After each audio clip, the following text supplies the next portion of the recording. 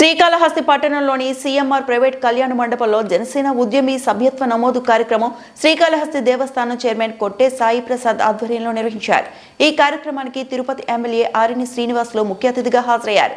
కార్యక్రమంలో భాగంగా 100 మంది మహిళలకు చీరల పంపిణీ చేసి జనసేన సభ్యత్వం అందజేశారు. సభ్యత్వం ద్వారా కార్యకర్తలకు రాజకీయ సామాజిక అంశాలపై శిక్షణతో పాటు 5 లక్షల ప్రమాద జీవిత బీమా కల్పించనున్నట్లు తెలిపారు. ఈ కార్యక్రమంలో పలువురు పార్టీ నాయకులు కార్యకర్తలు పాల్గొన్నారు.